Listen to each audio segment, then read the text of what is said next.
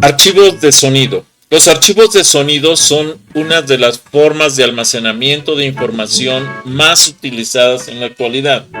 Se utilizan archivos de sonido para grabaciones de voz, para grabación de canciones, para lectura de libros en sonido, libros leídos, para todo lo que corresponde incluso a algunos que se conocen como podcast, que pueden ser análisis políticos, históricos, religiosos, etc. Entonces son archivos muy importantes en el desarrollo actual de cómputo.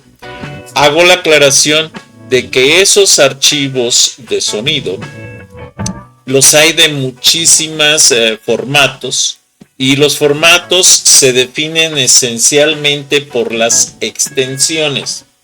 Es por eso que vamos a dedicar este video, que por cierto está siendo grabado en vivo frente a grupo, para explicar lo que es la estructura de los archivos de sonido y cómo es que se ha empezado o se ha digitalizado, ya no empezado porque ya tiene ahora sí, no muchos años, pero sí muy bien, está muy bien estudiado, de cómo ha generado los archivos digitalizados de sonido. Comencemos.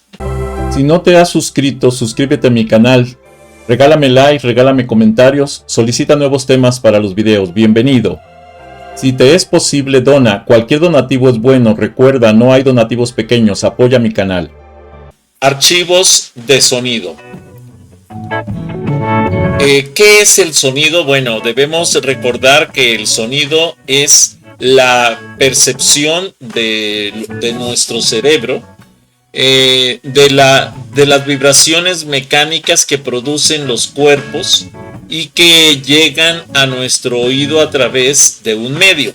Entonces, si tenemos, por ejemplo, si soplamos en un instrumento musical de viento como este que está aquí, vamos a generar una salida vibrante que va a chocar con el aire, ¿sí? Este va a golpear los órganos del sentido del oído para generar una transmisión eléctrica hacia el cerebro. Eso es el sonido. Imaginemos una cuerda tensada entre dos puntos sobre la que a continuación pulsamos con un dedo. La cuerda comenzará a producir un movimiento ondulatorio desplazándose de un lado a otro hasta llegar a alcanzar de nuevo el punto de reposo inicial. Sin embargo, esos movimientos vibratorios que provocamos cuando rasgamos la cuerda con el dedo generan choque en las partículas de aire que están alrededor, y eso transmite esa vibración que llega a nuestros oídos en forma de sonido, como el de las cuerdas de la guitarra. El sonido en vacío no puede producirse, puesto que no existen moléculas que puedan transmitir la vibración hasta nuestros oídos. Hay gente que piensa que, por ejemplo, en el espacio se puede llegar a generar sonidos y vibrocuerdas y cosas. No se puede generar ese tipo de cosas, a menos que tengamos las cuerdas, por ejemplo, dentro de un recipiente con moléculas de aire, y entonces dentro de ese recipiente con moléculas de aire se generará ese choque ondulatorio, que si es captado por un receptor de esos choques, como es un micrófono, puede ser transmitido a un receptor para que nosotros recibamos esas pulsaciones en un audífono y entonces podamos escuchar esa vibración. De otro modo no podría hacerse, porque no habría moléculas que transfieran esos golpes a nuestro tímpano. Todos esos movimientos son las vibraciones. Como esos movimientos no los realizará en el vacío, sino en el aire, aunque también podría hacerlo, por ejemplo, dentro del agua, se producirá el desplazamiento de las moléculas empujándose unas a otras en forma de ondas. Esas ondas sonoras se desplazarán hasta llegar a nuestro oído y de ahí pasarán a nuestro cerebro, que se encargará de reconocer e interpretar las vibraciones percibidas. El eje vertical en esta gráfica representa la amplitud, o sea, lo que es la distancia entre el valle, que es esta parte baja de la curva, y la cresta, que es esta parte alta de la curva, que estarían en relación con la intensidad o fuerza con la que se produce la vibración, y el eje horizontal, que no está representado aquí, pero lo podemos ver por esta línea negra en la parte inferior, está representando el tiempo, que constituirá en el punto de reposo de la vibración. Entonces, entre la amplitud, ¿sí?, y el tiempo se da una forma de onda de energía, que es la que recibe nuestro oído, ¿sí? También, si nosotros variamos el número de ondas con respecto al tiempo, también se da otra forma de onda de sonido, pero esta es una onda, vamos a decir, analizada por amplitud, pero si hubiera varias ondas aquí, serían ondas analizadas por frecuencia, como lo que tenemos aquí. Por ejemplo, ¿por qué los sonidos son agudos y graves? Cuantas más vibraciones por segundo, el sonido es más agudo, y cuantas menos vibraciones por segundo, el sonido es más grave. Cuanto más corta, fina y tensa esté una cuerda, más agudo será el sonido que produzca, y viceversa. Entonces, aquí tenemos la representación de una vibración de una cuerda fina, tensa, que tiene una vibración muy rápida, y entonces genera una alta frecuencia en unidad de tiempo, y a eso se le llama un sonido agudo. Cuando tenemos un sonido con una frecuencia menor, ¿sí?, aunque la amplitud sea la misma, el sonido que generará esto, que normalmente son de cuerdas más gruesas, son sonidos más graves.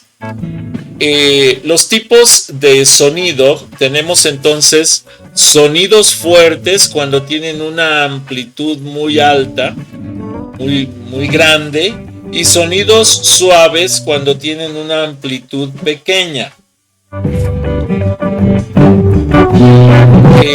La frecuencia permite alcanzar la fidelidad del sonido.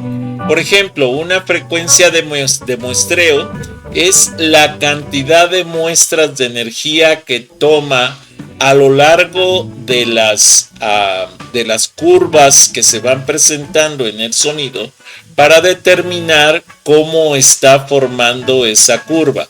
Con esas muestras se trata de formar precisamente esta estructura que es continua, cuando realmente lo que mide el equipo de cómputo son mediciones discontinuas, como las flechas negras que tenemos aquí.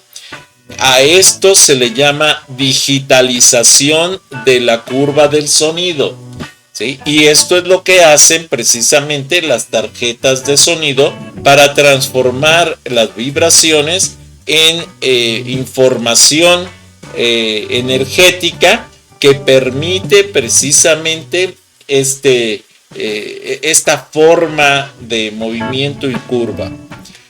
Las frecuencias de muestreo de sonido. Vamos a analizar un poquito de esto. La velocidad de muestreo. ¿Qué es la velocidad de muestreo? ¿Cuántas muestras de intensidad, de amplitud se tienen en la intensidad de energía que está generando un sonido? Por ejemplo, si tenemos aquí 11.025 Hz, es la calidad baja del radio AM multimedia de gama baja, de 0 a 5.512 Hz. Es un rango de frecuencia que es como se transmite esa información. El de 22.050 Hz es prácticamente el radio FM, que es una multimedia de gama alta, de 0 a 11.025 Hz. Otra gama es la de 32.000 Hz, que es la mejor calidad del radio FM, ¿sí? Con una velocidad de difusión estándar y que varía en el rango de frecuencia de 0 a 16.000 Hz. La velocidad del sonido de un CD con la calidad que tiene el CD es de 44.100 Hz, que es el estándar más utilizado. 44.100, 44.700 Hz en lo que es el sonido de los equipos de cómputo digitalizados, y varían su frecuencia de 0 a 22.050 Hz. También existen otras velocidades como son los 48.000 Hz, que son el sonido ya de alta calidad para DVD, el estándar, el 0 a 24.000 Hz, y el de alta gama del DVD, que es de 96.000 Hz con frecuencias de 0 a 48.000 Hz. Recuerden que mientras mayor frecuencia y mayor amplitud, obviamente vamos a tener mayor número de muestras, vamos a tener una fidelidad mayor. Los controladores de sonido en las tarjetas madre o en tarjetas de sonido aquí tenemos un ejemplo que es el Cirrus Logic. Aquí está el modelo, ¿sí? Estos son chips que eran producidos en Corea. Después de la parte que hubo del tsunami en esa zona, afectó esa fábrica y entonces dejó de tener una producción tan alta. Sin embargo, ya volvió a restaurar ciertas ¿cómo se llama? Niveles de producción. Permítame un momento.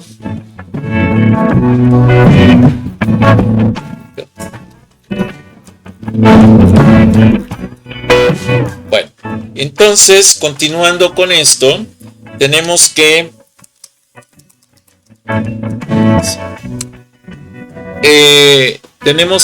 el análisis de un convertidor de tarjeta de sonido nos lleva a lo siguiente.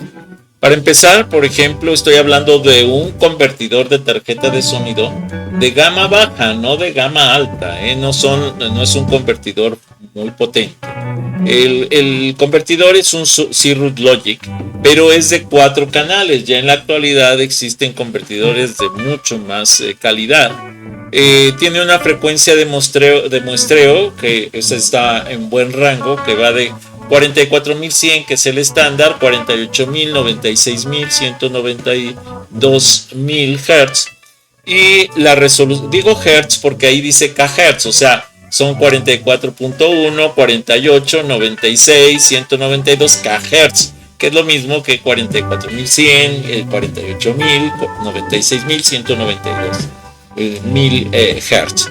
La resolución en bits son de 16 y 24 bits para el almacenamiento de la información digitalizada por el muestreo. ¿Cuál es la diferencia de los 16 y 24 bits? Bueno, por ejemplo, 16 bits nos permite generar 32.768 niveles de energía en positivo y menos 32.767 negativos. Y mientras que los 24 bits, pues estamos hablando de que se va a la mitad son 16 millones, la mitad de 16 son 8.192 millones, 8.192 mil millones positivos y negativos para describir las curvas con el muestreo que se está llevando a cabo. Si no te has suscrito, suscríbete a mi canal. Regálame like, regálame comentarios, solicita nuevos temas para los videos. Bienvenido. Si te es posible, dona. Cualquier donativo es bueno. Recuerda, no hay donativos pequeños. Apoya mi canal. La memoria necesaria para generación de sonido, tenemos por ejemplo que las frecuencias que utilizamos, la potencia, vamos a decir, y la frecuencia nos da 44.100 CDs, 0 a 22.050 Hz, 48.000 Hz DVD estándar, lo que habíamos visto, y 96.000 DVD de alta gama. Bueno, esto nos ocupa cierta cantidad de memoria. Por ejemplo, con un byte, 8 bits, yo tengo rangos con signo de 0 a 256. Por tanto, puedo tener en valores positivos, en valores negativos menos 128.000 y negativos 127.000. En 2 bytes, que son los 16.000, que va de 0 a 65.536, nos lleva de menos 32.768 a 32.767, rangos positivos y negativos. 3 bytes, que son los 24 bits, nos lleva de 0 a 16.777.216, que son 8 millones, les había dicho 192, no, son 388.608 y 8.388.607, negativos y positivos. Y si tuviéramos una tarjeta de alta gama de 4 bytes, estaríamos hablando de 32 bits y nos vamos a de 0 a 4.294.600, aquí está, 4.294.967.296. Y esto nos lleva desde menos 2.147.800, 2.147.483.648 de rangos negativos para las muestras, y hasta 2.147.483.647 positivos para generar esas curvas que habíamos visto que forman las ondas del sonido. Y esto es precisamente lo que necesitamos para la digitalización del sonido, estas digitalizaciones. O sea, para que podamos entender, por ejemplo, si fuéramos 3 bytes, estaríamos que por acá andaría los 8.000, déjenme ver porque no me acuerdo, 8.388.607 estarían por acá, y por acá abajo estarían los 8.388.608 negativos, para formar estas, ¿cómo se llama? Estas curvas del sonido. ¿Qué es entonces la digitalización del sonido? Pues es transformar las señales analógicas, como son estas que tenemos aquí. Aquí tenemos, por ejemplo, esta señal que está midiendo la amplitud, ¿sí? Amplitud, ¿sí? Y acá tenemos el cambio de amplitud, o sea, aquí son constantes las amplitudes y aquí tenemos unos picos más altos que otros, y entonces aquí tenemos una modulación por amplitud. Ahora, también podemos tener el análisis de las ondas de sonido por cambio de frecuencia baja, frecuencia alta. Y entonces podemos tener, ¿cómo se llama? La estructura analizada por modulación por amplitud, modulación por frecuencia, e incluso va a haber zonas en las que tengamos una fase positiva, otra fase negativa, y el análisis de esos cambios de fase, que se conoce como modulación por fase. Entonces, ¿cuáles son las 3 formas de digitalización de ondas, y en particular de las ondas de sonido? ¿Sí? También las ondas de luz y todas las ondas se pueden clasificar de esta manera. Entonces, son la modulación por amplitud, modulación por frecuencia y modulación por fase. Son las tres tipos de modulación que existen. Las velocidades de muestreo para la digitalización del sonido, pues tenemos entonces sonidos de baja frecuencia, de baja muestreo, que ocupa menos cantidad de memoria. Vean que aquí lo que se hace es que se mide el voltaje con respecto al tiempo, y entonces tenemos los que tienen pocos muestreos y tienes que adivinar el comportamiento de la curva en estos trayectos que no se están midiendo, mientras que aquí tenemos un muestreo mayor que este, ¿sí? Y entonces ya te da un comportamiento más cercano a la curva. Pero si tenemos un muestreo con una frecuencia mucho más alta, como en este caso, pues te va dando la forma de la señal casi idéntica a la de la naturaleza, y entonces es una digitalización con mucha fidelidad. Entonces, cuando vamos para acá, la fidelidad se pierde; cuando vamos para acá, la fidelidad se aumenta, se gana. La comparación en esta gráfica, por ejemplo, podemos ver, aquí tenemos una frecuencia idéntica, si se dan cuenta, en estos dos. Este ya es diferente.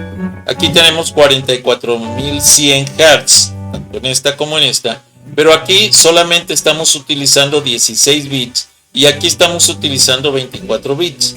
En una tarjeta de alta gama de sonido, entonces podemos utilizar los 24 bits como aquí, pero vean que aquí ya tenemos 96.000 Hz, o sea, más, bueno, el doble de lo que tenemos acá, no, más del doble de lo que tenemos acá.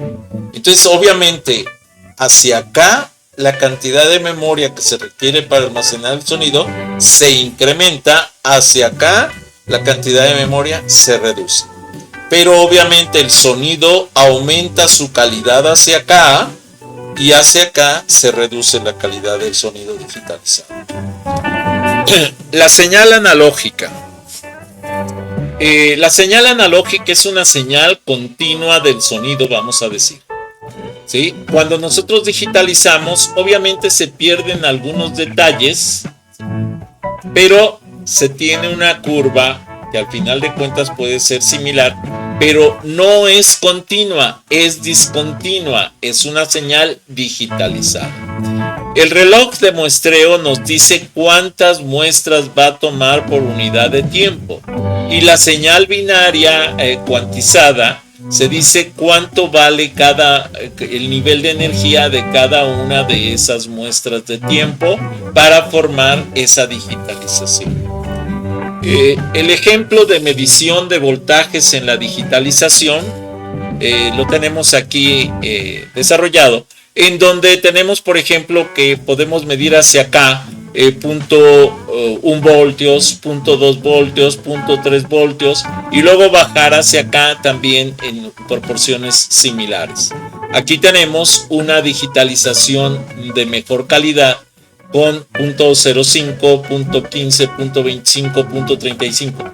Y mientras más niveles de voltaje podamos identificar, porque aquí va subiendo de 0.5 a 1, 0.15 a 2, 0.25 a 3, 0.35, vean que nada más tiene aquí estos 3 niveles representados, pero acá tiene 7 niveles, o sea, y mientras más niveles de energía podamos identificar, la calidad del sonido digitalizado será mucho mayor.